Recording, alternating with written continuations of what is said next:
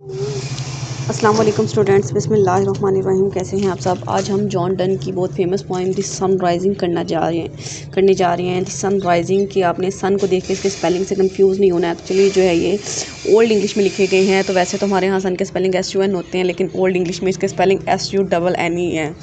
तो इससे पहले हमने गुड मॉर्रो पोएम इसकी स्टडी की थी। तो उसमें क्या था कि गुड मॉर्निंग में वो गुड मॉर्निंग में अपनी बिलव्ड के साथ, अपनी वाइफ के साथ मॉर्निंग में रोमांस कर रहे होते हैं। तो इस पोइम में क्या कहता है, वो इस जो है अचानक से जो है ना, वो उसी सुबह जो है वो सूरज की किरणें निकल आती हैं। वो तो यानी सुबह सुबह जब उनके रोमांस का, उनके लव का टाइम होता है, तो ये सूरज जो है उनको डिस्टर्ब करता है। तो इस पूरी पोइम में जो जॉन डन है और उनकी जो बिलव्ड हैं, वो सूरज को धुतकारती हैं, उस पर गुस्सा करती हैं, उसे डांटते हैं कि तुम क्यों सुबह सुबह निकल आते हो। कभी उसे कहते हैं कि तुम उनको जाके जगाओ, कभी कहते हैं कि तुम स्कूल जाने वाले बच्चों को जाके जगाओ, कभी किसी को जाके जगाओ, हमें क्यों डिस्टर्ब करने आ जाते हो। इस तरह की ये पोएम है। तो स्टार्ट करते हैं अपनी पोएम। ये पोएम जो है 3 स्टैंजास पे कंसिस्ट करती है। तो फर्स्ट स्टैंजा है, 3 स्टैंजास हैं इसके, 10 लाइन्स के, मतलब 30 लाइन्स की पोएम है। सबसे पहले बात करते हैं फर्स्ट स्टैंजा की। बिजी ओल्ड फूल अनरूली सन वाई डोज थो दस। तो इसमें लाइन में वो कह रहा है, O busy old fool rude sun why do you peep through windows and curtains and call on us and leave the bed and get busy with our routine work. अब वो उसे कहता है, सूरज को डांट रहा है कि तुम्हें और कोई काम नहीं है, तुम कितने बेवकूफ़ हो, तुम कितने फजूल हो, कितने फारिग हो कि हर रोज़ जो है तुम हमारी खिड़कियों से, हमारे कर्टन से, हमारे पर्दों से जो है हमारे रूम में आ जाते हो तंग करने के लिए, डिस्टर्ब करने के लिए। Must to thy motions lover seasons run. फिर उसे कहता है, why should lovers obey your time table. वो कहता है, ये जो लवर्स हैं, जो मोहब्बत करने वाले हैं, क्या वो तुम्हारे टाइम टेबल को फॉलो करेंगे, तुम्हारे मुताबिक चलेंगे।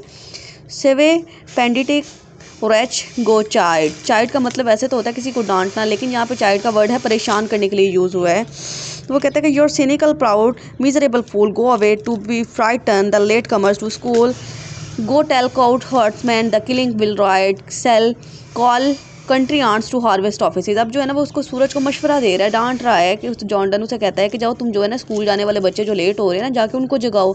या फिर जो बादशाह के दरबारी जो है ना, उनको जाके कहो कि जो बादशाह के हंट्समैन है कि बादशाह ने हंटिंग के लिए जाना है, तो तुम लोग तैयार हो जाओ। या फिर किसानों को जाके जगाओ। ये जो यहाँ पे वर्ड है ना, कंट्री आंट्स का मतलब यहाँ पे फार्मर्स है, किसान है। टू हार्वेस्ट मतलब उनको कटाई के लिए जाके जो है ना जगाओ। ऑफिस का मतलब किसानों के ऑफिस क्या हो सकते हैं, खेत हो सकते हैं। तो वो यानी उसने कह रहा है कि जब उनको, तुम किसानों को जाके जगाओ ना, कि जब वो अपने खेतों के लिए जो है उठ के तैयार हो जाएं। Love all alike no season knows nor clime. वो कहता है कि जो मोहब्बत करने वाले होते हैं ना, वो सब, उनके लिए सब मौसम हर वक्त जो है ना मोहब्बत के लिए ही होता है। नो सीजन नोज, उन्हें किसी मौसम का नहीं पता होता। नॉर क्लाइम, क्लाइम का मतलब यहाँ पे क्लाइमेट है ना, वो आबो हवा से वाकिफ़ होते हैं। नॉर आवर्स, ना उन्हें दिनों से कोई फ़र्क पड़ता है। Days months which are the rag of time. वो यानी वो 24 आवर्स का टाइम जो है ना वो उनको लव के लिए होता है। Love does not care for hours days months which are just piece of time. वो कहता है कि ये सारी चीज़ें उनके लिए सिर्फ पीस ऑफ टाइम की तरह होती हैं। उनको घंटों से, दिनों से, महीनों से, मौसमों से, आबो हवा से कोई फ़र्क नहीं पड़ता।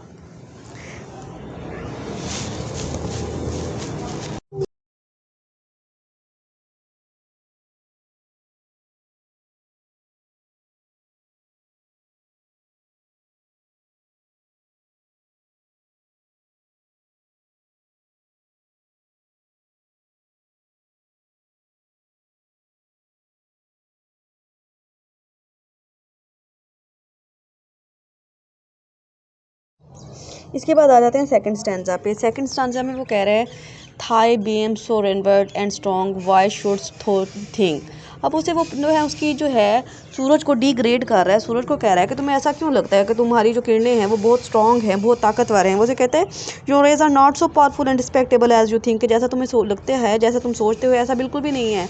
आई could eclipse and cloud them with a wing. वो कहते हैं, मैं तो इनको एक पलक के झपकने के साथ जो है ना तुम्हारी किरणों को, तुम्हारी रोशनी को जो है ग्रहण लगा सकता हूँ। But at I would not lose her side so long. वो कहते हैं, लेकिन मैं एक लम्हे के लिए भी पलक नहीं झपकूंगा, क्योंकि अगर मैंने पलक झपकी तो मैं, मेरी जो महबूबा है, जो मेरी बिलव्ड का चेहरा मेरी आंखों के सामने है, वो एक लम्हा के लिए ओझल हो जाएगा, और मैं एक मोमेंट के लिए भी उसे अपनी आंखों से, अपनी नज़रों से दूर नहीं करना चाहता।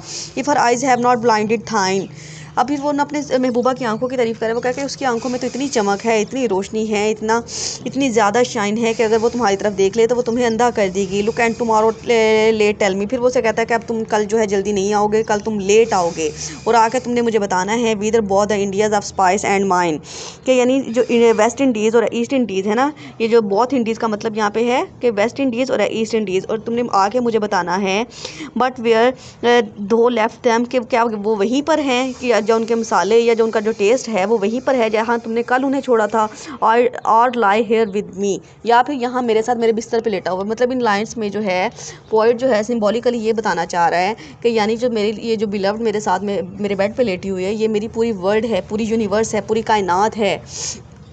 Ask for those Kings home थो सा यस्टरडे एंड थो शेल्ट हेयर, और तुमने जो है उन जाके बादशाहों को देखना है जिन्हें तुमने कल देखा था, और बताना है कि क्या उनकी हैप्पीनेस में या उनकी ग्लोरी में कोई फ़र्क आया है।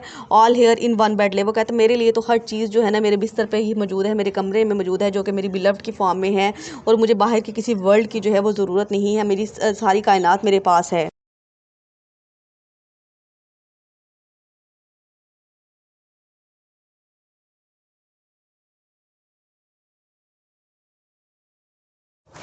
फिर उसके बाद थर्ड स्टैंजा आ जाता है। थर्ड स्टैंजा में वो जो जॉन डन है वो कह रहा है कि she is all states.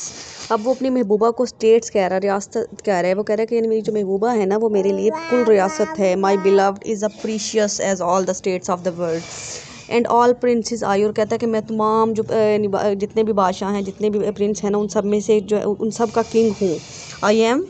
I possess her so I am equal to all the kings, nothing else is, वो कहता है इसके अलावा कुछ भी नहीं है, there is nothing like us, princes does play us compare to this, all honour is mimic, mimic कहते हैं कॉपी को, all wealth is alchemy, alchemy का मतलब होता है यानी उस धात को कहते हैं जो कि यानी उस जो लोहे को जो है ना वो सोने जैसा बना देते हैं, मतलब नकली सोना। तो वो कहता है कि यानी तमाम जो दौलत है ना वो एक फिर सिर्फ धोखा है, एक फेक है, और जो जितनी भी इज्जत है वो सिर्फ एक इमिटेशन है। वो कहता है प्रिंसेस ओनली पे और role compare to the wealth and honour that we have, all the wealth is just a chemical and all honour is just imitation. फिर इसके बाद वो कहता है things sorry thou sun art half as we happy as we, वो कहते हैं कि तुम सूरज तो हो लेकिन मेरा नहीं ख्याल कि तुम इतने खुश होगे जितने कि हम हैं। हम जितने खुश हैं ना तुम उस हमारी निस्बत तो आधे ही खुश होगे। In that the world contracted दस, अगर वो कहता है कि तुम्हारी दुनिया का और हमारी जो इस कमरे के अंदर दुनिया है इसका कॉन्ट्रास्ट किया जाए, इसका मुवाजना किया जाए। थाइन एजिज आस्क सेज, फिर अब वो सूरज से कह रहा है कि तुम्हारी जो है एक उम्र गुजर चुकी है, and since the duties be, और तुम्हारी जो ड्यूटीज़ हैं टू वार्म द वर्ल्ड, तो क्या तुमने इस दुनिया को गर्मी देनी है, हीट देनी है, डैट्स डन इन वार्मिंग अस, और तुम जो कर रहे हो हमें भी वार्म कर रहे हो, हमें भी हीट दे रहे हो। शाइन हेयर टू अस, अभी वो सूरज को कह रहा है कि तुम जो है तुम्हें मैं तुम्हारी ड्यूटी को इजी कर देता हूँ कि तुम हमारे ऊपर चमको, मतलब हम मेरे और मेरे बिलव्ड के ऊपर चमको। एंड थ्रू आर्ट एवरीवेयर, तो यही तुम्हारी सारी दुनिया होगी, क्योंकि वो अपनी सारी दुनिया अपने और अपने बिलव्ड को ही समझ रहा है। दिस बेड था सेंटर इज़, वो कहता है कि ये जो बेड है ये तुम्हारा सेंटर होगा जहाँ तुमने चमकना है। दीज वाल्स था स्फेयर, और ये जो दीवारें हैं इस कमरे की वो तुम्हारा स्फेयर होंगी जिसके गिर्द तुम ऑर्बिट करोगे, जिसके गिर्द तुम रिवॉल्व करोगे। ये थी इस पोइम की टेक्स्ट। इंशाल्लाह नेक्स्ट लेक्चर में हम इसकी क्रिटिकल एप्रिसिएशन करेंगे। अगर वीडियो अच्छी लगे तो लाइक कमेंट एंड शेयर ज़रूर करें। अल्लाह हाफ़िज़। फिर उसके